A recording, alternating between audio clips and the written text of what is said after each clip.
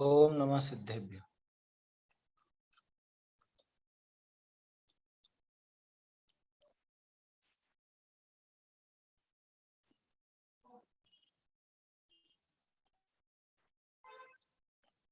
उत्तम क्षांति काद्यंत ब्रह्मचर्य सुलक्षणं स्थापयेत् दशधा धर्म भाषितं निनमत्तमम्।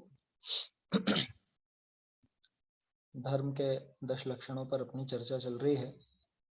मंगत राय जी द्वारा रचित इस काव्य के माध्यम से अपन इस धर्म को और धर्म के इन लक्षणों को समझने का प्रयास कर रहे हैं। बहुत अच्छे ढंग से मंगत राय जी कवि ने यहाँ पर धर्म के इन 10 लक्षणों का स्वरूप समझाया है, उदाहरण भी दिए हैं और मुनिराज भी किस तरह से इनमें प्रवृत्त होते हैं अथवा मुनिराज की उस वीतराग परिणति में ये सारे लक्षण किस तरह से नजर आते हैं, ये सारी बातें हम यहाँ पर देख रहे हैं। कल अपने आर्जव तक की बात हुई थी। सत्य के संबंध में भी थोड़ी अपन ने सामान्य चर्चा तो करी थी, छंद देखना बाकी है। अभी छंद का अर्थ अपन रीडिंग करते हैं, शुरू से लेकर रीडिंग करेंगे।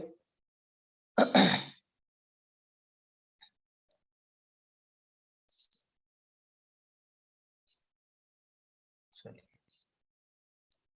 अब छोड़ अनादि भूल विषय सुख तूल जगत दुख मूल कर्म भ्रम भारी लक्षण धर्म विचार जीव संसारी तन क्रोध घटा घन घोर उठी चहु और शक्ति का मोर जो शोर मचावे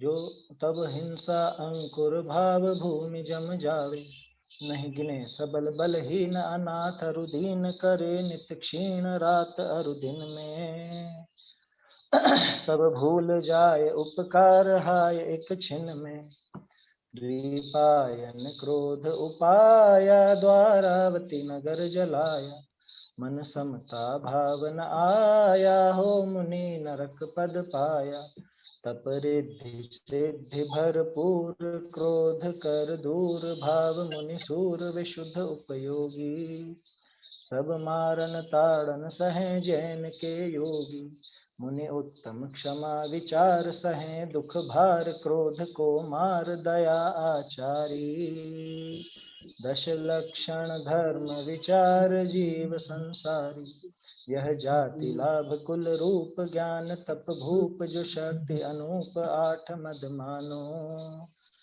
कुछ पर आश्रित कुछ छिनक रूप पहचानो हे पर्वत सम मद मान चढ़े अनजान लघु जिय जान जीव को हेरे वह इनको देखे क्षुद्र तभी मुँह फेरे एक इंद्रिय सुर हो जावे उत्तम नीचा कुल पावे राजा हो रंक कहावे क्यों मद में चित्त भरमावे तज शयन सेज गज बाज जगत का राज करे निज काज भूमि पर सोते मुनि पाव पयादा चले मान मद खोते सो उत्तम मार्दव जान विनय सम्मान तजो अभिमान धर्म परिहारी 10 लक्षण धर्म विचार जीव संसारी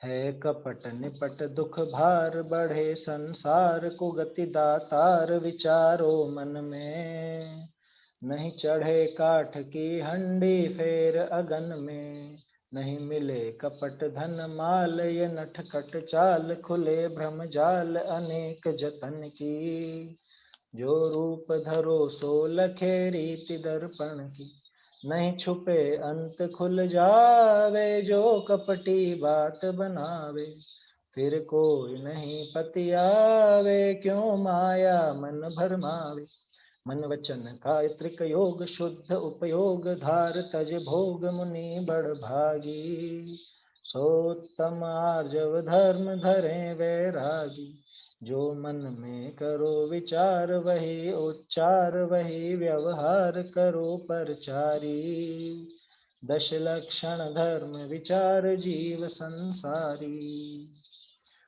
सत्य नित बोलो वचन संभार, झूठ कोटार निंद परिहार, कठोर कराला। जो देखो जानो वही कहो तत्काला, जिस सच में हो जे घात, उठे उत्पात झूठ समभ्रात, जान विसराओ। नहीं राग द्वेष से बात मिलाओ, वसु राजा नरक सिधारा, पर्वत का वचन सुधारा। नारद गया स्वर्ग मझारा, है बात विदित संसारा। पशु पक्षी वचन विहीन, कर्म आधीन, मनुष्य परवीन, जन्म कालाहा। तिन लिया जिन्होंने जग में सत्य निभाहा, हो जगत विषय परतीति, करें सब प्रीति, सत्य की रीति गहो नर नारी। दश लक्षण धर्म विचार जीव संसारी, दश लक्षण धर्म विचार जीव संसारी। देखिए, तो ये सत्य का छंद वैसे तो कल भी अपन ने पढ़ तो लिया था, है ना, लेकिन इसका अर्थ नहीं देखा था और सामान्य सी अपनी सत्य पर बात हुई थी। एक चीज और विचार करने लायक है, कई बार ऐसा विचार आता है कि बहुत सी जगह पे ये सोच या सत्य, इन दोनों के क्रम में बड़ी गफलत चलती है।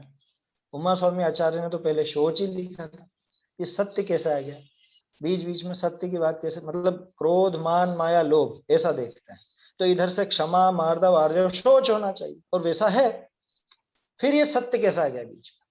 तो मुझे ऐसा लगता है कि जैसे कल अपन ने आर्जव की बात की थी, आर्जव में भी सत्य से विपरीत बात थी, मतलब आर्जव का विरोधी जो माया है, मायाचारी में झूठ बोलने की प्रमुखता है ना, तो मायाचारी का विरोधी अकेला आर्जव नहीं है, मायाचारी का विरोधी है सत्य भी, तो इसलिए वो आर्जव के बाद इस सत्य का नाम भी हो सकता है किसी ने क्रम में ऐसा लिख दिया। वैसे तो ये पक्का समझना, इनमें कोई क्रम नहीं है क्या, ये जो 10 लक्षण है ना, इन 10 लक्षणों में कोई क्रम वाली बात नहीं है, नहीं तो कोई सोचे कि ये तो इसी क्रम से प्रकट होते होंगे या इस क्रम से ही होते होंगे, ऐसा बिल्कुल भी नहीं है। समझ में आ रही है बात, इनमें क्रम जैसी कोई चीज नहीं है, ये तो जैसी समझ लीजिए बात का समझाने की व्यवस्था बैठ गई, उस तरह से उन्होंने उसका वर्णन कर दिया। चलिए, ये माइक का थोड़ा सा ध्यान रखा करें सभी, किसी का माइक चालू था, कोई बात नहीं। तो जहां जैसी व्यवस्था समझाने की बैठी उस हिसाब से वो बात बन पाई है, और कहीं पर सोच का नाम पहले मिलता है, कहीं पर सत्य का पहले मिलता है, तो उससे कोई समस्या नहीं। इतना जरूर है कि वो आर्जव से मिलती जुलती बात इस सत्य में भी आती है, क्योंकि आर्जव का जो व्यावहारिक रूप है वहां पे झूठ की गुंजाइश नहीं है, जैसा मन में हो वैसा कह दे, वैसा कर ले, तो वो झूठ बोलने की बात नहीं बनेगी, तो वो सत्य उससे मिलता जुलता लगता है। इस वजह से कई जगह पर आपको आर्जव के बाद सत्य का नाम भी मिल जाए, जैसे इस काव्य में भी इसी क्रम में था। बहुत सी जगह पूजाओं में भी, उदयनाथ राय जी की पूजा में भी सत्य का अर्घ पहले लिख देते हैं, शौच का अर्घ बाद में लिख देते हैं, तो उससे कोई फर्क नहीं पड़ता, कोई अनर्थ नहीं हो गया, कोई पाप नहीं है, क्योंकि इनमें क्रम है नहीं, इनमें वास्तव में क्रम नहीं है। ये तो दसों के दसों उस वीतरागता की एक ही पर्याय में शामिल है ना, तो क्रम जैसी कोई बात नहीं। सत्य के संबंध में कल हमने बात की थी कि वास्तव में सत्य क्या है, कि वो बोलने जितना, वो तो व्यवहार से आप कह दो, लौकिक व्यवहार है कि ये बहुत सच्चा व्यक्ति, ऐसा है वैसा है, लेकिन वस्तु स्वरूप जिसको आज तक समझ में नहीं आया, जिसने जगत के इस स्वरूप को नहीं समझा, अपने आत्मा के सत्य स्वरूप को नहीं समझा, वो वास्तव में झूठा ही है। कहने का अर्थ यह है कि जब तक मिथ्यात्व माथे पर चढ़ा हुआ है तब तक झूठ ही झूठ है, भले वो लोक व्यवहार में सच्चा कहलाता हो, भले आप लौकिक में उसको कि हाँ ये व्यक्ति सच बोलता है, इसने ये बात सच कही है, झूठ नहीं कही है, ऐसा कह दो। मिथ्या माने ही झूठ, सम्यक माने सच, आया समझ में? सम्यक शब्द का ही अर्थ सच है और मिथ्या का अर्थ झूठ है। तो जहां तक मिथ्यात्व चल रहा है, जहां तक श्रद्धान में मिथ्यात्व बैठा है, तब तक वो कुछ भी मानता हो वो झूठ ही है। देखा तो है अपन ने कि वो सांप को सांप कहे तो भी झूठा है, और वो सम्यक दृष्टि जी उस सांप को रस्सी कह दे तो भी सच्चा। ये कैसी विचित्र बात है, कि ऐसी बात है कि वो जानता है कि सांप हो चाहे रस्सी हो, मुझसे भिन्न ही पदार्थ है ना, उससे मेरा कुछ सुधार या बिगाड़ नहीं। और मिथ्या दृष्टि, और सांप है वो सांप को सांप भी कहेगा तो अरे ये तो मेरा घातक है, इससे मेरा नाश हो जाएगा, ऐसा हो जाएगा, वैसा हो जाएगा। तो खुद को नष्ट होने वाला मानता है, उसको उसका नाशक मानता है। ये सारी भ्रम, सारा का सारा भ्रम है ना, जिसको हम कारण विपर्यय, स्वरूप विपर्यय, भेदा भेद विपर्यय के नाम से जानते हैं, वो सब उसके दिमाग में पड़ा रहता है। तो इसलिए उत्तम सत्य तो बहुत दूर की बात है, अभी तो सत्य ही प्रकट हो जाए जीवन में तो वो उससे होगा कि सम्यक दर्शन की प्राप्ति। सम्यक्त्व की प्राप्ति हो तो सत्य की प्राप्ति होगी, अगर सम्यक्त्व की प्राप्ति ही नहीं करी तो वो सत्य की भी प्राप्ति होने वाली नहीं। समझ में आ रही है बात? क्योंकि सत्य तो वस्तु का स्वरूप है। सत्य द्रव्य लक्षणम, कल भी करी थी बात अपन। द्रव्य का लक्षण है सत्य, और सत्यपना वो कहलाता है सत्य। द्रव्य का लक्षण जो सत्य है वो उत्पाद व्यय द्रव्य युक्त है। फिर सारी बातें आ जाएंगी जो आज सुबह भी अपनी बात चली ना, आत्मानुशासन, वो सारी बातें उसमें शामिल है, वो सब सत्य में शामिल है कि कैसा है वस्तु स्वरूप की। आत्मा इनसे बिल्कुल न्यारा है, शरीर बिल्कुल न्यारा है। शरीर और आत्मा में आपस में कोई संबंध है नहीं, ये व्यर्थ में संबंध खड़ा करता है, संबंध सोचता है, इसलिए दुखी होता है।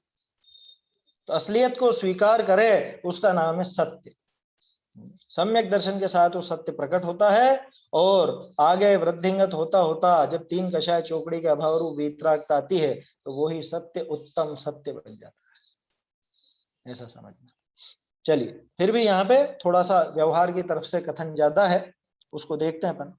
नित्य बोलो वचन संभार। अब देखो, सत्य की बात जहां भी चलती है ना, चाहे पूजा हो, चाहे वो आपने विधान अगर करा होगा, टेक चंजी का विधान किया होगा, तो उसमें भी मुख्य रूप से वो बाहरी सच की बात ही ज्यादा है। बाहरी सच की बात ही ज्यादा है।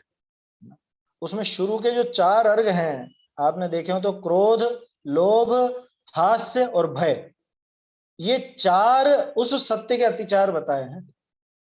उसमें बहुत सारे अर्घ है ना, तो बाद के अर्घ तो वो लौकिक भाषा में किस तरह से सत्य व्याप्त है, वो जनपद सत्य और संवृत सत्य और ऐसा सत्य और वैसा सत्य, बहुत सारे अर्घ हैं। शुरू के जो चार अर्घ हैं वो खास तौर पे वो जीव के भावों की तरफ ध्यान दिलाते हैं कि जहां भय हो, जहां लोभ हो, जहां क्रोध हो, जहां हास्य हो, वहां सत्य का घात होता है, वहां सत्य में अतिचार लगता है।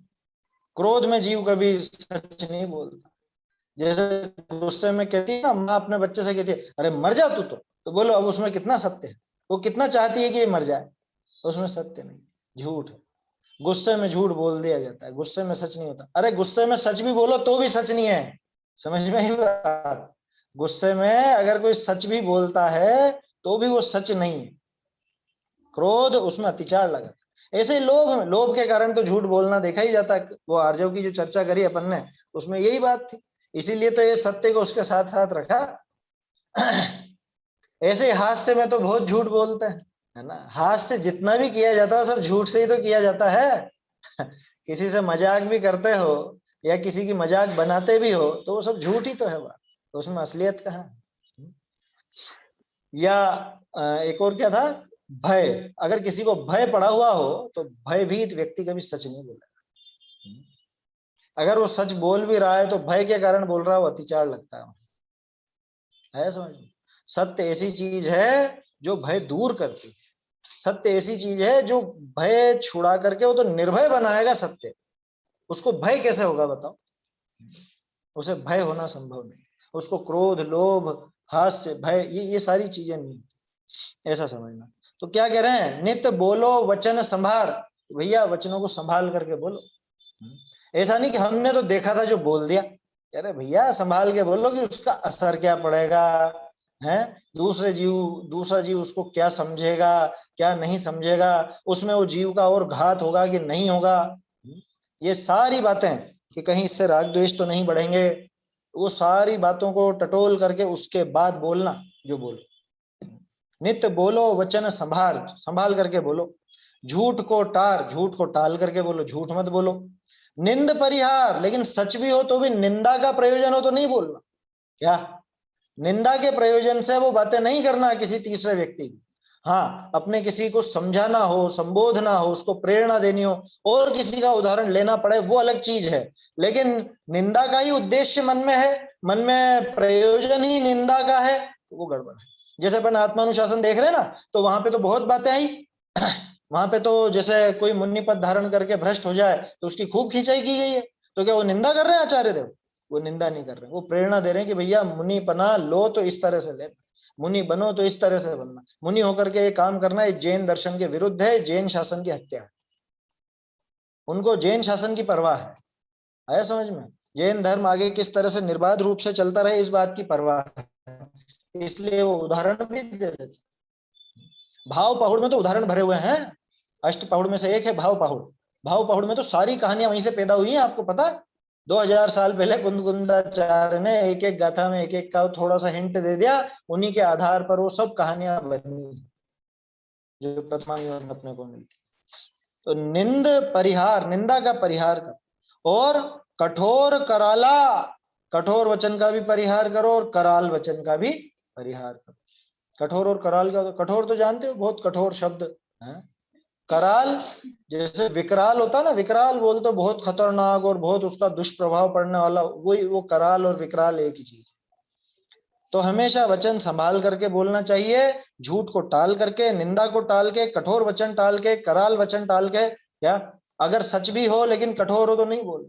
मुनिराज की जो ईर्या समिति होती है, सॉरी ईर्या नहीं, भाषा समिति, भाषा समिति होती है, और इधर सत्य महाव्रत होता है। तो इसमें क्या विशेषता होती है? हित मित प्रिय वचन बोलते।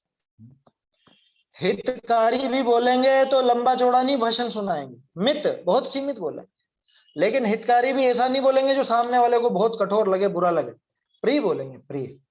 क्या औषधि जैसा, है ना, औषधि जैसा, समझ गए? यूं भले आपको एकाएक कड़वी लग सकती है लेकिन उसका असर बहुत मधुर है। आत्मानुशासन में आया था ना, ये औषधि की तरह हम तुझे दवा देंगे, सुकुमार क्रिया करेंगे, ऐसे शब्द आए थे उसमें आत्मानुशासन में। जो देखो जानो वही कहो तत्काला, जो देखे देखो जानो वही कहो तत्काल, वही कहो। आया समझ में? ऐसा बातें बना करके मत कहो, कुछ का कुछ मत कह दो, है? वहां पे कीचड़ भी नहीं मिले और ये बता दो पानी बरसा बहुत जबरदस्त। समझ में आ रही है बात? इस तरह की बातें नहीं बनानी। ये तो एक उदाहरण है। कोई भी दो जने मिलकर के तीसरे की बात करते हैं या किसी के संबंध में भी बात करते हैं तो वो यही सारी बातें हो जाती हैं जहां पे झूठ भी आ जाता है, निंदा भी आ जाती है, कठोर वचन भी आ जाते हैं, कराल वचन भी आ जाते हैं, कुछ का कुछ भी आ जाता है। कि ठीक है साहब, जैसा देखा जाए ना वैसा तो कह दे मैं। अब याद करो बाल बोध पाठमाला भाग 2, है ना, पाप वाला पाठ, कि जैसा देखा जाना वैसा कह देना, ये तो सत्य है ना? कि नहीं, उसको भी समझो। किसी ने कह दिया हिंसा में धर्म है और आप भी बताने लग जाओ हिंसा में धर्म है, हमने सुना है, तो ये सत्य हो जाएगा क्या? ये सत्य नहीं होगा। झूठ बोला गया है ये सत्य है, लेकिन जो झूठ बोला गया वो सत्य नहीं है। बात समझ में आ रही है? किसी व्यक्ति ने, जैसे व्यपन ने बात की कि वो हिंसा में धर्म है, तो उसने हिंसा में धर्म बताया, ये बात तो सही, लेकिन हिंसा में धर्म सही नहीं है। तो इतनी तो समझ होनी चाहिए ना कि जो बोला गया है, बोला गया ये बात सच हो सकती है, लेकिन जो बोला गया वो सच है या नहीं ये हमको परख करनी पड़ेगी, क्योंकि अगर वो परख नहीं है तो आप सत्य को समझे नहीं। इसलिए सत्य को बोलने के पहले सत्य को समझना भी जरूरी, सच समझना भी जरूरी। अनर्गल किसी पर भी कुछ भी आरोप लगा देना बिना उसकी जांच परीक्षा किए, बिना उसको समझे हुए, बिना उस बात को, उस परिप्रेक्ष्य को समझे बिना किसी पर भी आरोप लगा देना, ये उचित नहीं। उसको भली भांति अपने को समझना चाहिए, तभी जाकर के इसको बोलते हैं, तब नित बोलो वचन संभार। इसको बोलते हैं वचन संभाल करके बोलना, जीवान संभाल करके बात करना, इसको कहते हैं। हम में से कितने लोग इतना विचार करते हैं? जब तीसरे की बात करने बैठते हैं तब ये विचार रहता है कि हम किसी की निंदा कर रहे हैं।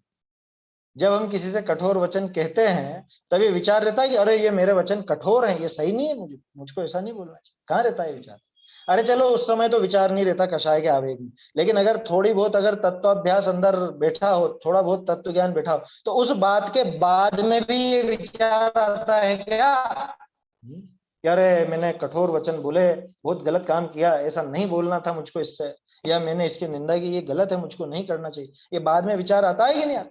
अगर आता है तो समझना ठीक ठीक मार्ग पर, और नहीं आता है तो समझ लो कोरा दिखावा चल रहा है, कोरा दिखावा धर्म के नाम। सत्य की पूजा करके आएंगे और कहाँ सत्य है जीवन में? सत्य ही नहीं है। तो ये जब बातें करते हैं तब अपने को ध्यान रखना चाहिए, है ना? और साथ साथ ये भी ध्यान रखना चाहिए क्या, देखो कहीं सुना था मैंने, है ना, बात बहुत अच्छी है। हमेशा जब भी इस तरह का काम हो ना, तो ये विचार करो तत्काल, ऐसा कभी कभी आता रहना चाहिए विचार कि अभी मेरा मरण हो तो मैं कहाँ जाऊंगा। क्या, कि जिस समय मैं दूसरे की निंदा में वचन बोल रहा हूं, अगर अभी मैं मर जाऊं तो कहाँ जाऊं। जिस समय मैं दूसरे के बारे में अनर्गल बातें कर रहा हूं, व्यर्थ के आरोप प्रत्यारोप लगा रहा हूं, कठोर वचन बोल रहा हूं, ये सारे झूठे वचन जो देखा जाना वैसा नहीं बोल रहा हूं, इस समय मर जाऊं तो कहाँ जाऊंगा। अगर ऐसा विचार चले ना, तो ये जीव बहुत से पापों से बच जाए। आया समझ, बहुत से पापों से बच जाए अगर ये विचार आ जाए तो। अरे ये क्या कर रहा हूं, जैसे किसी को सोते हुए को जगाया हो, ऐसे जाग जाता है, अरे ये क्या कर रहा हूं। आया समझ में। जिस सच में हो जी घात, अब देखो ये तो इन्होंने कह दी सच बोलना, लेकिन अब सच में भी लिमिटेड बोलना। हित मित प्री, तीन चीजें देख रहे थे ना अपन मुनिराज की, वो बात अधूरी नहीं छोड़ी है मैंने, वो अभी आ रही है इसके अंदर। जिस सच में हो जी घात, उठे उत्पात, वो कैसा है, वो झूठ सम भ्रात जान विसराओ।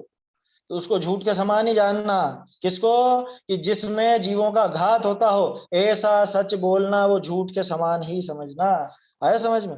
जिसमें उत्पात उठता हो, झगड़े खड़े हो जाएं, आपस में विवाद खड़ा हो जाए, कुछ विरोध विरोध खड़ा हो जाए, है, समाज में हलचल मच जाए, ऐसा ऐसा सच भी झूठ के समान ही जान।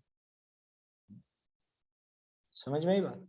ऐसा सच भी नहीं कहना जिससे बहुत विपरीतता खड़ी हो जाए। हाँ, धर्म की बात छोड़ करके मत कहना। क्या मतलब, कि जैसे मान लो अभी अपन सत्य व्यसन की मना करें, और सत्य व्यसन के पक्षधर हंगामा करने लग जाएं, कह रहे ये शराब की दुकानें बंद कराना चाहते हैं, सरकार को इतना टैक्स मिलता है शराब से, और आप शराब की दुकानें बंद करवाना चाहते हो, आप शराब बंद नहीं करवाना चाहते हो, ऐसे करके आपके माथे आ जाए वो सब, क्या करोगे फिर, शराब की मना करोगे कि नहीं करोगे।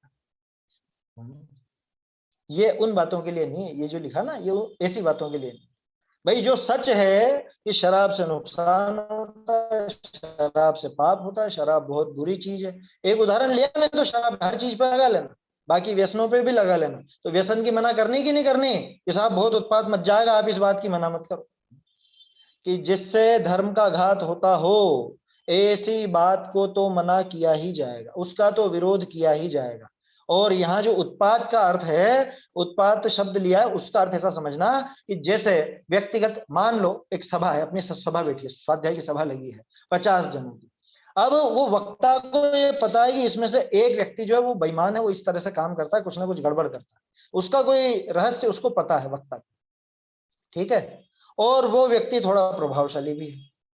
अब अगर वो बात बोली गई, कौन सी, उसका नाम लेकर के बोली गई, नाम लेकर के अगर वो सच भी बोला जाए, तो समाज में आपस में दो धड़े हो जाएंगे, झगड़े खड़े हो जाएंगे, और ऐसा हो जाएगा वैसा हो जाएगा। तो वो लोग क्या करें, बोलें कि नहीं बोले, कि वो निंदा के रूप में बिल्कुल भी नहीं बोला जाएगा, व्यक्तिगत नाम लेकर के नहीं बोला जाएगा। ये वक्ता की समझदारी है, ये कि वो किस तरह से उस बात को हैंडल करता है, किस तरह से वो उस बात को लोगों के बीच में समझा देता है कि ऐसा काम करना बिल्कुल उचित नहीं है ना। क्योंकि उसका उद्देश्य क्या है, उसका उद्देश्य तो उसको नीचा दिखाने का है क्या, उसका उद्देश्य तो यह है कि ये भी सुधरे और दूसरे भी ना बिगड़े, है ना, दूसरे भी गलत मार्ग पर न लगे, है ना। समझ लो कोई बहुत बड़े सेठ जी हैं, और समाज में वही है मुखियों में मुखिया, क्या, अब वो कोई गलत काम करते हो तो वक्ता बोले कि नहीं बोले, है? कि वक्ता का कर्तव्य है कि उसको सुधारे, और जैसे बन सके वैसे सुधारे। व्यक्तिगत समझा के बने तो समझा के, या सभा में बोलकर तो बोलकर, चाहे व्यक्तिगत नाम लेकर नहीं बोले तो भी उसको इस ढंग से बोले कि जिससे उसको भी समझ में आ जाए, वो भी विपरीतता छोड़े, और दूसरे लोग भी अपने आप ही उससे सबक लेकर के और सही सुरक्षित मार्ग पर लगे, धर्म मार्ग पर लगे। कुल मिला के धर्म मार्ग में उत्पात ना हो, इस तरह का काम। समझ में ही बात। क्योंकि व्यक्तिगत निंदा की बात है ही नहीं, व्यक्तिगत किसी को नीचा दिखाने की बात है ही नहीं, लेकिन उस अपराध को तो खत्म करना है ना। तो धर्म के नाम पे जो गड़बड़ होती है, उस गड़बड़ को तो खत्म करना है कि नहीं करना है, वो तो करनी पड़ेगी, वो उस वक्ता की जिम्मेदारी बनती है। समझ में आ रही है बात। तो क्या कह रहे हैं, जिस सच में हो जी घात, जैसे वो मुनिराज का प्रसंग आता है ना, गाय उधर गई और कसाई भी गया, कसाई भी उसके पीछे पीछे गया, कसाई ने पूछा कहाँ गई, क्या करेंगे मुनिराज, कि बता देंगे, वो दूसरी तरफ का बता देंगे, दूसरी तरफ का नहीं बताएंगे, वो क्यों बताने लगे, वो चुप हो जाएंगे बिल्कुल। आया समझ में। बिल्कुल चुप। उनको क्या जरूरत है बोलने की, वो गुलाम थोड़े ना, उन पे कोई पाबंदी थोड़े ना है कि जवाब देना ही पड़ेगा साहब आपको, कि ऐसे किस किस को जवाब देते रहेंगे हम। आज तू पूछ रहा है, कल तेरे पीछे पीछे जाने कितना आएंगे, सबको जवाब देते फिरेंगे तो आत्मा का कल्याण कब करेंगे, आत्मलीन कब होंगे। तो सच ऐसा बोलना है ना। पहली बात तो मुनिराज की पहली शर्त होती है मित, मित सबसे पहले मित होता है ना। मित कि नहीं, हित और मित आता है फिर, कि नहीं पहले मित समझना, क्योंकि बहुत ज्यादा नहीं बोलते, बहुत ज्यादा बोलने का समय नहीं है उनके पास, कम बोलते हैं। जितना भी बोलते हैं वो हितकारी बोलते हैं, और हितकारी भी बोलते हैं वो प्रिय बोलते हैं। जिस सच में हो जी घात, जिसमें दूसरे जीवों का घात होता हो, ऐसा सच भी वो नहीं बोलते। समझ में आ रही है बात। जिस सच में उत्पात खड़े हो जाए, ऐसा सच भी नहीं बोलते। हमें भी नहीं बोलना चाहिए उसको। झूठ सम भ्रात जान विसराओ, है भाई ऐसे सच को भी तुम झूठ जान के विसराओ, छोड़ो दूर से ही उसको छोड़ दो। विसराओ मतलब जाने दो। वैसे तो विसराने का अर्थ भूलना होता है, लेकिन यह भूलने वाला अर्थ नहीं, यहाँ पे जाने दो, उस बात को छोड़ दो, वो बात ही नहीं करनी। नहीं राग द्वेष से बात मिलाओ, कि अपने व्यक्तिगत राग द्वेष के कारण बातें मत मिलाओ, बातें मत बनाओ। क्या समझ में आ रही है बात। नहीं राग द्वेष से बात मिलाओ, ये लाइन दिमाग में रखना, 50 बार दोहराना इसको। नहीं राग द्वेष से बात मिलाओ, नहीं राग द्वेष से बात मिलाओ, नहीं राग द्वेष से बात मिलाओ। कब विचार करना, जब आप फोन पर बातें करने लगो किसी से, तब ये विचार करना, अरे व्यक्तिगत राग द्वेष से बातें नहीं बनानी किसी, बातें मिलाना बातें बनाना है, ये सब एक ही बात है। नहीं राग द्वेष से बात मिलाओ, कि अरे तुमको पता है उनके यहाँ तो ऐसा हो गया, उनके यहाँ वैसा हो गया, उनकी लड़की भाग गई, कि उनके लड़के ने ऐसा कर लिया है। अब कोई सामने, अरे तुमको क्या करना है, अपना काम कर। नहीं नहीं मैं तो बस बता रहा हूं, मैं तो बस बता रहा हूं। कि तू बता नहीं रहा, तू तेरा राग व्यक्त कर, तू तेरा द्वेष व्यक्त कर रहा, तेरे मन में उस व्यक्ति के प्रति जो राग द्वेष पड़े हुए हैं, तो उनको अभिव्यक्त कर रहा है, और कुछ नहीं कर रहा है। समझ में आ रही है बात। क्योंकि अपन बहुत से लोगों को देखा है मैंने से, कि नहीं मैं तो बस बता रहा हूं, मैंने थोड़ी ना कोई निंदा, मैं तो बस बता रहा हूं। अरे तू बता क्यों रहा है, तेरा अभिप्राय क्या है, कि तेरे मन में तो राग द्वेष भरा पड़ा है, और बातें बनाता है कि मैं तो बस बात बता रही। महिला हो तो बात बता रही हूँ, पुरुष है तो बात बता रहा हूँ। समझ में आ रही है बात। तो नहीं राग द्वेष से बात मिला, ज्यादा नहीं बोलना, फालतू की बातें नहीं करनी, है ना। अपने काम से काम रखो, वैसे ही देखो, वैसे ही बहुत पाप मत है गृहस्थ दशा में, वैसे ही बहुत पाप मत है ना। प्रतिदिन जाने कितना पाप हमारे जीवन में होता है, और उसमें हम और बातें बना के, मनगढ़ंत बातें, या सच्ची भी हो तो भी वो बातें बनाने से फायदा क्या है, ये बताओ। और रस कितना आता है वो बातें बनाने में, रस कितना आता है। घंटों बातें कर लेंगे, घंटों। यहाँ कह दो कि 15 मिनट ये ग्रंथ लेकर के बैठो, ये पढ़ो, थोड़ा स्वाध्याय करो, और अभी टाइम नहीं है, अभी मन नहीं लग रहा, अभी ये नहीं हो रहा, और बातें करने लगे जब, एक एक डेढ़ डेढ़ घंटा हो जाता। बात खत्म होने लगे कि नहीं लगे, और दूसरा कहता है और बताओ, और बताओ। इतनी देर से बता ही तो रहे थे, और बताओ। और बताओ का क्या मतलब, कि और इसको मजे आ रहे हैं अभी तो, है?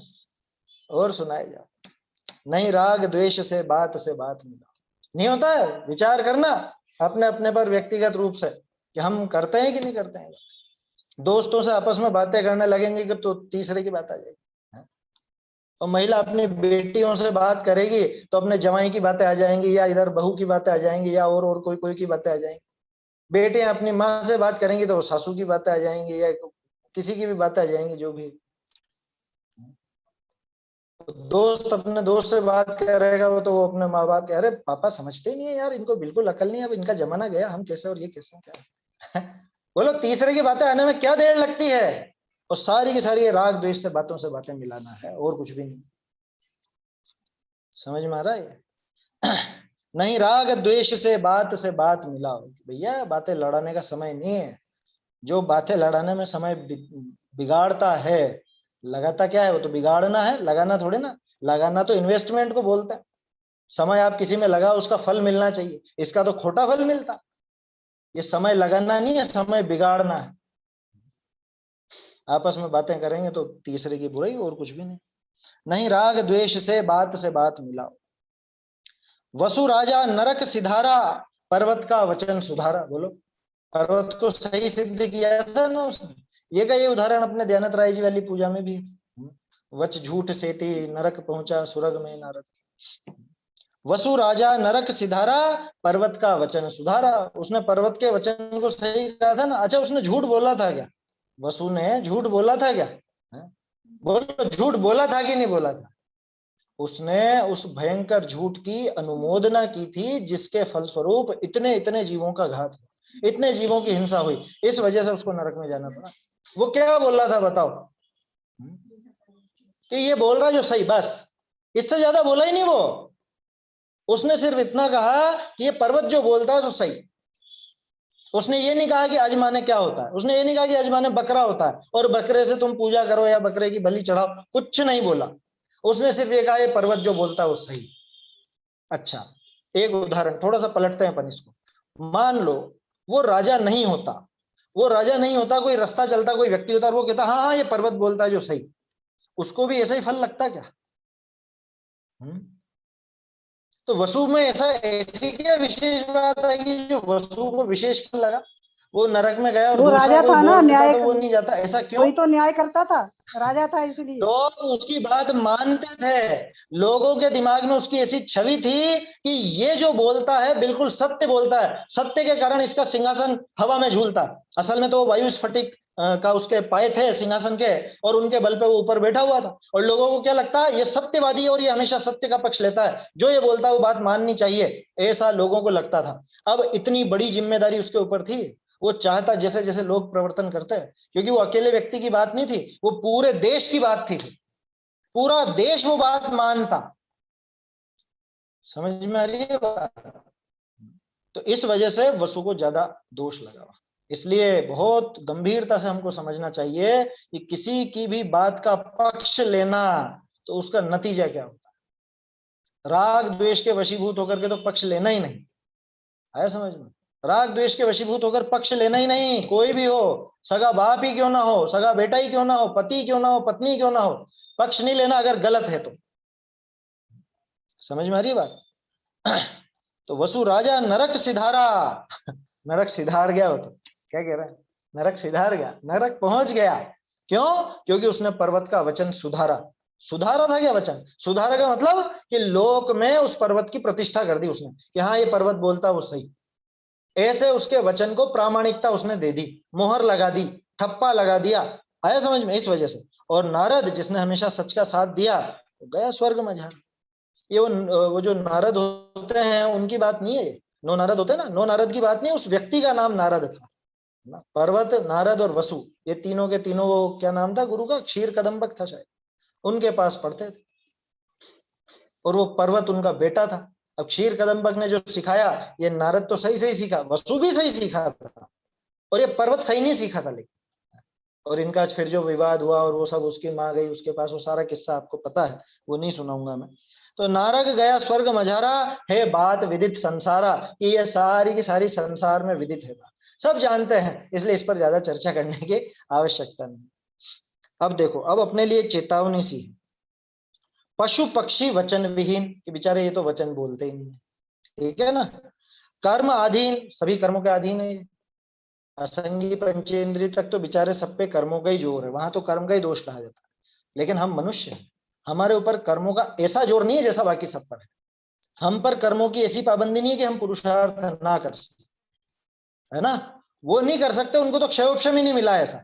हमें तो वो क्षयोपशम भी मिला है, कर्म भी इतने प्रबल नहीं है हमारे ऊपर, तो हम वो काम कर सकते हैं। इसलिए तो लिखा कर्माधीन। और मनुष्य, कि मनुष्य प्रवीण, प्रवीण माने प्रवीण, होशियार, बुद्धिमान, विवेकवान, कि जिसको सही गलत की पहचान है, जिसको ये परख है कि इस बात का क्या असर होगा, जिसको ये मालूम है कि ये किस तरह से ये बात का असर लोगों पर पड़ेगा, इस बात में कितना सच है और कितना झूठ है, ये सारी परख जिसको हो सकती है, ऐसा ये मनुष्य प्रवीण है, हम है वो। तो जन्म का लाहा तिन लिया जिन्होंने जग में सत्य निभा। इस मनुष्य जन्म का लाहा, क्या है लाहा माने? क्या लाहा माने? लाभ, नरभव लाहो लीजिए, है ना। लाहो मतलब भी वही लाभ। क्या इस मनुष्य जन्म का, इस प्रवीण मनुष्य जन्म का लाभ किसने लिया? कि तिन लिया जिन्होंने जग में सत्य निभा, जिन्होंने इस जगत में, जिन्होंने इस लोक में सत्य को निभाया। अब सत्य को निभाना कैसा होता है? कि प्राण जाए पर वचन न जाए, ऐसा है? इसको कहते हैं क्या सत्य निभाना? सत्य निभाना माने जीवन में उस सत्य को स्वीकार करना, सत्य को अपनाना, वस्तु के सत्य स्वरूप की परख करना, उसको समझना, उसको श्रद्धा में बिठाना, इसको कहते हैं सत्य निभाना। समझ में ही बात? सत्य निभाने का और कोई अर्थ मत समझ लेना कि अरे उन्होंने वचन दिया था तो हमको तो ये करना ही पड़ेगा। ऐसे होते हैं बहुत से बेचारे सीधे जीव, भोले भोले भोले, समझ गए ना? भोले माने मूर्ख, नितांत मूर्ख। कि अरे हमारे पिताजी तो देखो के गए थे कि ऐसा काम तो भैया हमेशा करना, क्या ये नाग पंचमी पे तू नाग की पूजा तो जरूर करना। ऐसा के गए थे हमारे पिताजी। ऐसे हैं व्यक्ति, असली उदाहरण बता रहा हूं मैं, नाम नहीं ले रहा हूं, कि वो पिताजी तो मर गए और ये इधर जैन होकर के नहीं पिताजी के गए जो तो निभाना तो पड़े। वो तो के अरे वो के गए थे, वो कह जाता कि तू हत्या करता फिरना रोज रोज ही, तो क्या हत्या करना लग जाता? मान लो किसी की कुल परंपरा में चोरी होती आई हो और वो मरते मरते भी वो बेटे से कहा कि बेटा अपने कुल की रीत मत छोड़ना, तू रोज चोरी करना, तो क्या चोरी करेगा रोज? यह है सत्य निभाना। सत्य निभाने का अर्थ है कि वस्तु स्वरूप को सही सही समझ करके अपने हृदय में स्वीकार, श्रद्धा में बिठाना, उसको कहते हैं सत्य निभाना। किसने निभाया सत्य बताओ? कि सम्यक दृष्टि ही सत्य निभाते हैं। क्यों? कि वो सत्य को अपने हृदय में स्थान देते हैं, अपने जीवन में स्थान देते हैं, अपनी श्रद्धा में सत्य को बिठाते हैं। समझ में ही बात? वो सत्य का निभाग, और जो सत्य निभाते हैं वो हमेशा हमेशा के लिए बिल्कुल सिद्ध हो जाते हैं, उनको सत्य का फल मिलता है। हो जगत विषय प्रतीति, अब ये व्यवहार सत्य की बात है कि आप सत्य बोलोगे, सत्य वचन कहोगे और अपनी बात पर कायम रहोगे। अच्छा लौकिक में भी है जो अपनी बात पर कायम रहता है, लेकिन कौन सी बात? पाप की नहीं, जो अपने धर्म पर कायम रहता है ना? कुछ भी हो जाए, कुछ भी हो जाए, लेकिन जो मेरी ये मर्यादा है, जो मेरा ये जैन शासन है, जिन धर्म है, मेरा जो आचरण होना चाहिए, उसको मैं रंच मात्र भी नहीं छोड़ूंगा, उसकी प्रतीति होती। हो जगत विषय प्रतीति, प्रतीति विश्वास, जगत में किसका विश्वास बनता? अरे वो आदमी सही है, बिल्कुल उसी के पास जाना, उससे ही कराना है काम, ऐसा ही होता है ना? हो जगत विषय प्रतीति करें सब प्रीति, सभी जने उसी से प्रीति करते हैं, उसी से प्रेम बढ़ाते हैं। झूठे का कौन विश्वास करता है? सच्चे को ही सब प्रेम करते हैं। सत्य की रीति गहो नर नारी, ये नर है, नारियों है नर, तुम सब इस सत्य की रीति को गहो, सत्य की रीति को ग्रहण करो। वो बनारसी दास जी का एक छंद आता है ना, दिन दिन गहे सत्य की रीति, ऐसा है उसमें, उस छंद में सम्यक दृष्टि की बात है। क्षण क्षण करे सत्य को साको, दिन दिन गहे सत्य की रीति, ऐसे करके कुछ लाइनें हैं, मैं पूरा छंद मुझे ध्यान नहीं है, लेकिन इस तरह की बात है उसमें। तो सत्य की रीति गहो नर नारी, सत्य की रीति को ग्रहण करो। कैसे ग्रहण करोगे सत्य की रीति? सच बोलने लग जाओगे, आज से झूठी बातें नहीं करोगे, ऐसा?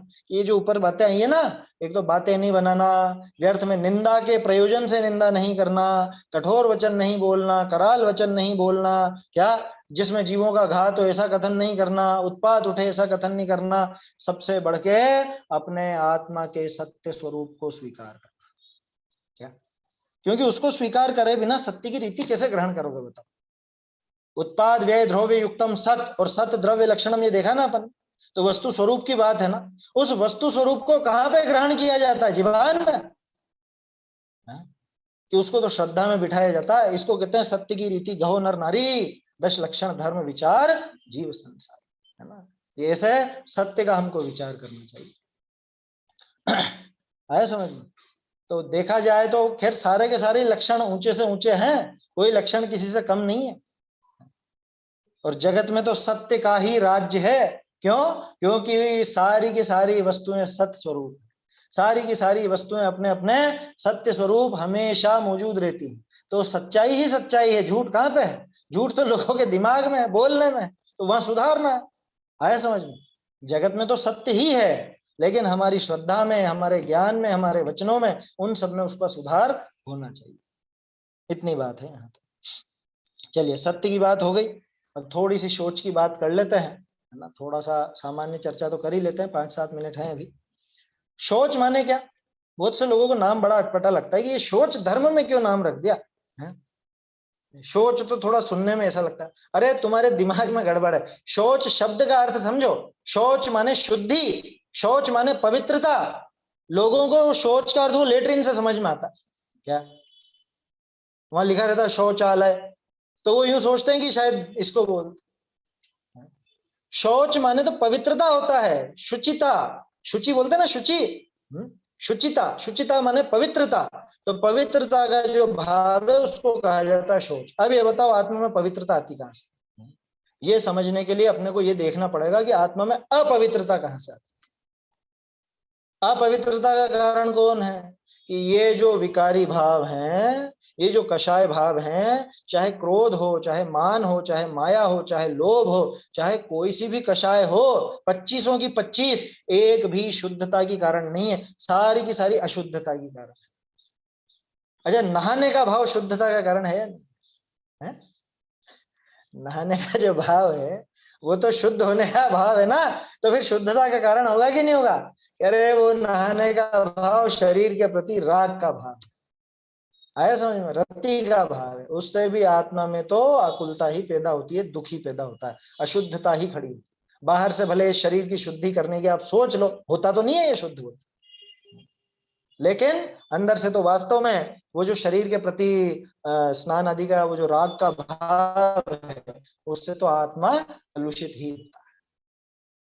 तो फिर शौच किससे होगा? अशौच किससे हुआ है? अशौच हुआ है क्रोध मान माया लोभ से, ठीक है। तो शौच किससे होगा? कि क्रोध मान माया लोभ आदि सारी कषायों का अभाव से।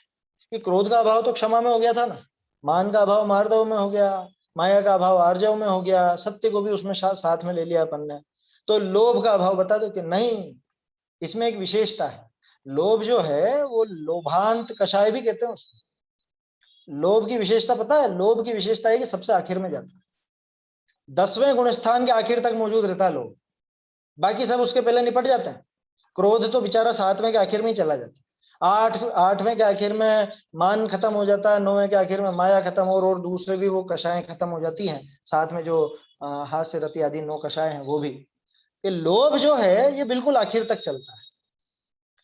और ये जो लोभ जो आखिर तक बचा था, अभी अगर मान लो उपशम श्रेणी हो तो आखिर में लोभ था ना, अभी उपशम श्रेणी के छूटते सबसे पहले लोभ खड़ा होगा और ये आवाज देकर सारी कषायों को बुला लेगा, सारी कषाएं वापस से जिंदा हो जाएंगी। कबड्डी खेलते हो ना सब, मतलब खेला ना सबने, देखा तो होगा, खेला नहीं होता।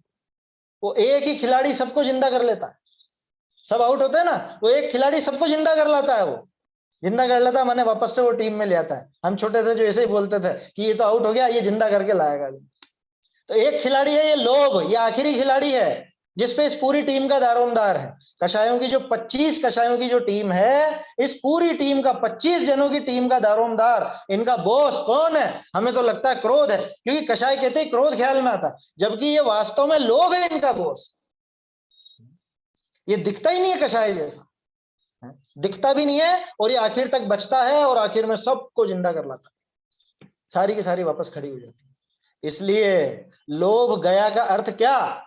लोभ गया माने सारी की सारी कषाय गई। कि जब लोभ का अभाव होता है तो साक्षात वीतरागता सामने खड़ी हो जाती, होता है ना ऐसा। 11वां 12वां गुणस्थान, ये लोभ का अभाव हुआ और ये वीतरागता आई। इसलिए जो उत्तम शौच है वो आप कह सकते हो कि इन 10 लक्षण में सबसे बड़ा लक्षण। क्यों? क्योंकि सारी कषाएं इसके अंदर समाप्त हो गई, तब जाके ये शौच हुआ है, तब जाके ये शुद्धता, ये शुचिता, ये पवित्रता आई। ऐसा है शौच का स्वरूप, आया समझ में। और बाहर से ज्यादातर शौच में वो पवित्रता की बात करते हैं तो नहाना धोना इसी में धर्म हो जाता है। हालांकि अभी जैन धर्म में, जैन शासन में तो इतनी विपरीतता अभी तो नहीं आई कि लोग बाग नहाने धोने में धर्म समझने लग जाएं। हालांकि आती जा रही है धीरे धीरे, लोगों के दिमाग में यही है कि वहां स्नान कर लेंगे ना तो वो धर्म का काम। वो जाते हैं ना शिखर जी जाते हैं तो वहां पे भी बीच में 2-3 कौन से वो क्या नाम है उनका, गंधर्व नाला और सीता नाला, और लोग यूं सोचते हैं उसमें पैर डालना या उससे नहाना या उससे वो धर्म है वो। तो ये आ गई बात, ये अन्य मत जैसी बात यहां भी आ गई, बोलो नहीं मानते। सिद्ध और कूट जाएंगे तो वहां नहा के आएंगे, वहां जाएंगे तो वहां नहा के आएंगे, वहां शिखर भैया पे जाएंगे तो वहां। लोगों के स्वयं के नहाने हाँ से सही नहीं होगा तो भगवान को नहलाने से सही हो जाएगा। क्या क्या चीज? भगवान को नहलाने से सब सही हो जाएगा। ये कैसे तो हो हो ही जाएगा गई ये है। बताओ? नहीं नहीं, ये तो हो ही गई है सोच लोगों की। हाँ ये सोच तो होगी, ये बात आप बिल्कुल सही कह रहे हो। लोगों के दिमाग में ऐसा आ गया है कि खुद के नहाने धोने से कुछ हो या ना हो, भगवान को जी भर के नहलाओ, खूब खूब पानी ढोलो, तब तो कुछ ना कुछ हो ही जाएगा। बिल्कुल सही पॉइंट पकड़ा है आपने। लोगों ने यहाँ तो खुद की, मतलब खुद के स्नान से खुद की शुद्धता हो या नहीं हो, वो भगवान के स्नान से खुद की शुद्धि जरूर चाहते हैं। और जिनको पता नहीं है कि भगवान का स्नान होता भी है कि नहीं। हाँ? समझ में ही बात। अभी वो अपना विषय नहीं है, वो कभी अलग से वो विषय चलेगा तो उस पर भी बात करेंगे। लेकिन लोगों के दिमाग में भर गया और उसी का आश्रय पा करके वो चल पड़ी, वो धमाधम शांति धारा और वो सब, पूरा व्यापार खड़ा हो गया उस चक्कर में। बोलियां लगती है ना। 10वें गुण स्थान में तो सूक्ष्म लोभ बचता है, तो फिर सबको कैसे जिंदा कर लेता है? हाँ आखिर तक ये सबको ऐसे लेके आता है कि जब गिरते हैं ना वापस 10वें से 9वें में, तो फिर वो जैसे पहले एक गिलास का उदाहरण दिया था ना मैंने, फोल्डिंग गिलास का, तो वो सारे के सारे एक में एक समा गए। अब वो फोल्डिंग गिलास वापस खुल रहा है क्या? वो 10वें से जैसे 9वें में आएगा तो माया भी आ जाएगी वापस। वो सारे के सारे विसंयोजित होकर के इस लोभ रूप हुए थे, अब ये लोभ उनको वापस पैदा कर देगा। आया समझ में? इसी कषाय में से वो सब पैदा हो जाएंगे। खैर ये तो बात दूसरी थी। एक और क्या कह रहा था मैं उस समय, हाँ वो व्यापार का, शांति धारा, बोली का बोलियां लगाते हैं वो भगवान को नहलाने के लिए, बोलियां लगाते हैं। ये बताओ बोली किसकी लगाई जाती है पता है आपको? किसकी लगती है बोली? जिसका दिवाला निकल जाता है उसकी बोली लगती है। और मूर्ख लोग वहां पे मंदिर में जाकर के बोलियां लगाते, कह रहे साहब अभी से लग रही है क्या? तो तुम बताओ कब से लग रही है? कब से लग रही है? 50-100 साल, 150 साल, इससे ज्यादा पहले की तो नहीं है। आप बताओ मुझे किसी ग्रंथ में लिखा हुआ बोलियों का। तो बल्कि हमने तो ऐसे पर्चे देखे हैं पुराने ही 100-150 साल पहले के लिखे हुए कि अपने मंदिर में आज से ये रीति, ऐसे बोलियों वोलियों का काम यहाँ नहीं होगा, ये कोई बोली नहीं लगाई जाएगी, कोई पैसे की इस तरह से बात नहीं की जाएगी, इस तरह के पर्चे हमने देखे हैं। कभी बोलियों में चक्कर में मत आना, बोलियां मत लगाना मंदिर में जाकर के। बोलियां लगती है जिसका दिवाला निकलता। तुम एक तरफ तो कहते हो 3 लोग के नाथ है, उनका दिवाला निकाल रहे हो जो बोलियां लगाओगे। समझ में ही बात? ये गंभीरता से विचार करना। आप में से हो सकता है बहुत से लोगों को ये बात जमे या नहीं भी जमे। आप बहाना बनाएंगे, इस बहाने से आप थोड़ा सा इकट्ठा हो जाता है पैसा। अरे तो तुम इतने लोभी हो कि उसमें भी भगवान का काम करने भी तुमको खुद का नाम चाहिए। तुमको अगर वहां काम नजर आता है तो कराओ ना आगे जाकर के खुद ही। उसके लिए बोली का क्या इंतजार करते हो? तुम्हें अगर दिखता है कि मंदिर में ये काम होना चाहिए, अथवा ये जरूरत है, ये आवश्यकता है, इन ग्रंथों की आवश्यकता है, या अलमारी की आवश्यकता है, या और किसी भी चीज की आवश्यकता है, किसी भी माने धर्म संबंधी, पंखे वंखे की बात नहीं कर रहा हूं कि साहब पंखों की जरूरत थी हमने लगवा दी, महापाप का काम करा मंदिर में जो लगवा। तो जो धर्म कार्य में सहायक वस्तु की आवश्यकता हो तो आगे बढ़ के दो ना, बोली का इंतजार क्यों करते हो? और मान लो बोली तुम्हारे हाथ में नहीं आई तो तुम मदद नहीं करोगे मंदिर की? है ये अर्थ निकला फिर तो। इसलिए बिल्कुल भी ये बंद कर देना, अगर किसी के हाथ में हो इस तरह का और कोई इस तरह के उसमें आयोजन में भाग लेता हो या आपकी बात मानी जाती हो, बंद कर देना बिल्कुल। मेरा तो हाथ जोड़ करके निवेदन है आपसे। आप विचार करो गंभीरता से, बोली किसकी लगती है? और ये मैं मेरे मन से नहीं कह रहा हूं, आप चर्चा ग्रंथ पढ़ोगे ना पुराने 250-300 साल पुराने, जैसे चर्चा संग्रह, चर्चा समाधान है, और बहुत से चर्चा नाम के ग्रंथ हैं इस तरह से, चर्चा शतक वगैरह, इन सब में ये बातें आपको पढ़ने को मिल जाएगी। जिन प्रतिमा यथावत स्वरूप नाम का एक ग्रंथ है बहुत जबरदस्त, वो छपा ही नहीं, लोग बाग इतने घबरा गए उससे, फिर आपने में हिम्मत नहीं। प्रथा कैसे चली सर? ये क्या? बोलियां लगाने की भी प्रथा कैसे चली फिर ये ऐसे चली कि लोगों के मन में लोभ आया या कदाचित ये हो सकता है कि वहां आवश्यकता लगेगी तो साहब लोग बाग तो एकाएक हाथ उठाते नहीं है, आगे होकर सहायता नहीं करते हैं। लोगों को दिखने लगा ना कि लोगों के नाम का, यश का लोभ छाया हुआ है कि हम इनका नाम यहाँ लिखवा देंगे ना तो ये पैसा दे देंगे, तो उन्होंने दिखावा हो गया ना। हाँ दिखावा हो गया ना। पूरा दिखावा हो गया। लोगों को दिखावे की रुचि है और आयोजकों को पता पड़ गई ये बात कि इनको दिखावा पसंद है, इनको अपना नाम देखना पसंद है, तो उन्होंने उनको इस तरह से लगा लिया कि भैया आपका नाम यहाँ पे लगाया जाएगा पटिए पर, क्या यहाँ पे आपका संगमरमर के पाटिए पे नाम लिखा देंगे, इस इतनी बोली लेने वाले का, जो सबसे ऊंची बोली लगाएगा उसको ये मौका देंगे। ये बिल्कुल गलत पद्धति है, गलत प्रथा है। आप में से बहुत से लोग मुझसे असहमत हो सकते हैं, लेकिन गंभीरता से आप विचार कीजिए। भगवान के कार्य में बोली लगाना बिल्कुल भी उचित नहीं है, बिल्कुल पक्ष लेने लायक नहीं। चलो आज नई बात सीखने मिली है। नहीं क्या है, ये कोई मेरे जेब की बात नहीं है, ये है ना, ये हमको सोच की पता ही बात नहीं कर रहे हैं था, अपन। हमको पता ही नहीं था ये। बड़े बड़े प्रोजेक्ट तो हो जाते हैं तैयार, अब प्रोजेक्ट किससे पूरे करेंगे, वो इस तरह से लुभाएंगे नहीं तो लोगों को। ये बड़े बताओ वो प्रोजेक्ट की आवश्यकता किसको है? वो बस वो दुनिया प्रोजेक्ट की है ना। आवश्यकता किसको है? वो खुद का नाम ऊंचा करने की के लिए प्रोजेक्ट की आवश्यकता है। ये बताओ भगवान के, मुझे ये विश्वास नहीं होता कि भगवान की प्रतिमा और प्रतिमा के बाद में उनकी पूजन आदि के लिए आपको इतने बड़े प्रोजेक्ट चाहिए हैं? भगवान की स्तुति के लिए, उनके गुणगान के लिए, उनकी महिमा के लिए आपको इतने बड़े प्रोजेक्ट चाहिए, करोड़ों के, अरबों के? भगवान की प्रतिमा तैयार है, ज्यादा से ज्यादा भगवान की प्रतिमा में जो खर्चा वो चाहिए भगवान की प्रतिमा के। उसके बाद तो आपकी भक्ति है, आप किस हिसाब से उनकी भक्ति करते हो, कितना आपके मन में विनय है, कितना आपके मन में उनका अहोभाव है, उसके हिसाब से आप अपने आप करो। उसके लिए ये करोड़ों अरबों के प्रोजेक्ट की आवश्यकता किसको है? करोड़ों अरबों के प्रोजेक्ट भगवान के लिए, धर्म के लिए कोई नहीं करता, खुद का नाम ऊंचा करने के लिए करते हैं कि मैंने ये काम करवाया इतना बड़ा। समझ में ही बात? बहुत से लोगों को मेरी बात चुभ भी सकती है, मुझे पता है, चुभ सकती है और चुभेगी भी सही, चुभनी चाहिए, चुभे तो एक बार छोड़ो तो सही है गलत काम। समझ में ही बात? मैं बिल्कुल भी इस चीज के पक्ष में नहीं हूं, है ना, बिल्कुल भी। मैं क्या नहीं हूं मतलब, जिनवाणी की आप बात समझो।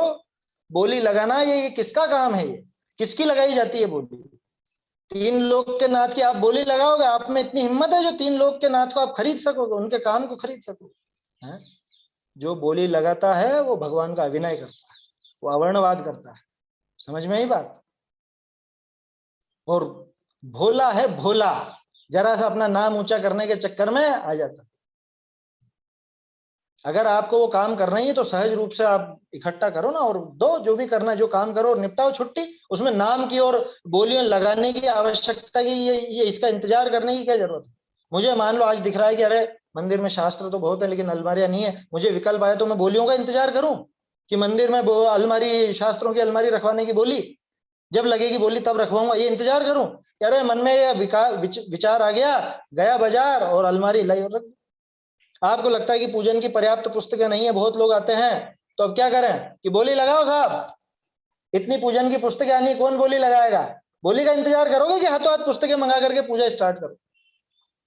तो ये तो हमारी विचार प्रक्रिया शुद्ध होनी चाहिए, तब जाके उत्तम सोच अपने हृदय में उतरे, है ना। अभी तो समय हो गया है, ये सोच के बारे में चर्चा अपने को कल करनी है। वास्तव में यहाँ पे शुद्धता चाहिए अंदर में, हम बाहर में बहुत शुद्ध हो लेते, बाहर में तो शुद्धि का बहुत साधन कर लेते, अंदर में अपवित्रता बहुत आ गई। ये बोलियां सब उसी की पैदाइश है, आया समझ में? ये सब उसी की पैदाइश। चलिए, ये तो थोड़ा सा अपन ये वो स्नान की और फिर अभिषेक की बात चल गई ना, तो इस वजह से ये बातें कहने में आ गई। और चूंकि अभी प्रसंग भी है, 10 लक्षण पे जगह जगह आयोजन है, बोलियां भी लग रही होंगी। भैया ऐसे मंदिर में तो मान लो गलत है, पर जैसे पंच कल्याणक हाँ, वगैरह होते हैं उनमें, अब उन पे कभी और चर्चा करेंगे, है ना, अभी तो नहीं समय नहीं भी ज्यादा हो गया है। उनमें हाँ, क्या है, लगवाना उचित है या नहीं है? यूं केवल एक वहां पे किस चीज की बोली लगा रहे हो आप, ये बताओ ना। मैं तो कभी भी बोली के पक्ष में नहीं रहूंगा, आया समझ में? आप मुझसे सुनोगे तो मैं तो आपको यही बात बताऊंगा कि बिल्कुल उचित नहीं है। किस बात की बोली लगानी है बताओ? मंदिर में जो आवश्यकता है अभी बता दिया ना, अलमारी की आवश्यकता है, एक ने अलमारी रख दी, एक ने ग्रंथ रख दिया, एक ने ये रख दिया, एक ने वो रख दिया। तो आपस में बैठ करके विचार कर लो कि भैया कौन क्या सहायता कर रहा है। बोली नहीं लगेगी, सीधी सी बात, आपको देना हो तो दो, नहीं देना हो तो मत दो। लेकिन इतनी दृढ़ता रखता कौन है? वो यूं सोचते हैं बोलियों के बिना तो हमारा काम ही पूरा नहीं है। तो ये सब व्यवस्थाएं पहले से तैयार करके और फिर जो भी काम करना है वो करो, जो ये इंद्र होना वगैरह चाहिए। बनते हैं ना, उनकी तो बोली लगाते ही है ना लोग, जो ज्यादा पैसा बिल्कुल देगा वही गलत है, इंद्र बनेगा। बिल्कुल गलत है, बिल्कुल गलत है ना। अभी समय ज्यादा हो चुका है और अब तो ज्यादा क्या बोलूं, जो बोलना था वो बोल ही दिया। युगल जी बाबूजी भी स्पष्ट खिलाफ थे, साफ मना करते थे, है ना। वो तो कहते थे पंच कल्याणक वगैरह में आप उसका वो चारित्र तो देखते नहीं हो, उसकी वो क्रियाएं तो देखते नहीं हो, और बस जिसने पैसा दिया उसको माँ बाप बना दिया, जिसने पैसा दिया उसको इंद्र बना दिया, जिसने पैसा दिया उसको जो फला फला बना दिया, कुछ भी बना दिया। वो तो इतना तक कहते थे पूरे विश्व में एक व्यक्ति नहीं है जो माता पिता बन सके भगवान, इतना कहते थे बाबूजी, तो बिल्कुल ठोक कर बोलते थे और भरे पंच कल्याणक में बोलते थे। जिन लोगों ने उनके प्रवचन सुने हो उनको पता होगा, और जिन्होंने नहीं सुने हो तो सुन लेना, अपने इस चैनल पर भी चढ़े हुए, है ना। समय ज्यादा हो गया है तो विषय भी थोड़ा सा अपना खिंच गया है, कोई बात नहीं, बात तो सामने आई। चलो चलिए, 10 लक्षण का ये बढ़िया स्तवन है, इसको बोलते हैं। सुंदर 10 लक्षण वृष से सदा भाई, सुंदर 10 लक्षण वृष से सदा भाई, जासते तत्क्षण जन होय विश्वराय। सुंदर 10 लक्षण वृष से सदा भाई, क्रोध को निरोध शांत सुधा को नितांत शोध, क्रोध को निरोध शांत सुधा को नितांत शोध, मान को तजो भजो स्वभाव कोमलाई। सुंदर 10 लक्षण वृष से सदा भाई, छल बल तज सदा विमल भाव सरलताई भजी, छल बल तज सदा विमल भाव सरलताई भजी, सर्व जीव चैन दैन वैन कह सुहाई। सुंदर 10 लक्षण वृष से सदा भाई, ज्ञान तीर्थ स्नान दान ध्यान भान हृदय आन, ज्ञान तीर्थ स्नान दान ध्यान भान हृदय आन, दया चरण धारि करन विषय सब विहाई। सुंदर 10 लक्षण वृष से सदा भाई, आलस हरि द्वादश तपधारि शुद्ध मानस करी, आलस हरि द्वादश तपधारि शुद्ध मानस करी, खेह गेह देह जानि तजो नेह ताई। सुंदर 10 लक्षण वृष से सदा भाई, अंतरंग बाह्य संग त्यागी आत्म रंग पागी, अंतरंग बाह्य संग त्यागी आत्म रंग पागी, शील माल अति विशाल पहिर शोभनाई। सुंदर 10 लक्षण वृष से सदा भाई, यह वृष सोपान राज मोक्ष धाम चढ़न काज, यह वृष सोपान राज मोक्ष धाम चढ़न काज, शिव सुख निज गुण समाज केवली बताई। सुंदर 10 लक्षण वृष से सदा भाई, जासते तत्क्षण जन होय विश्वराय। सुंदर 10 लक्षण वृष से सदा भाई, सुंदर 10 लक्षण वृष से सदा भाई। निज निधि निज में बताई यह अनंत उपकार है, इसके लिए जिन वाणी माको वंदना शत बार है, वंदना शत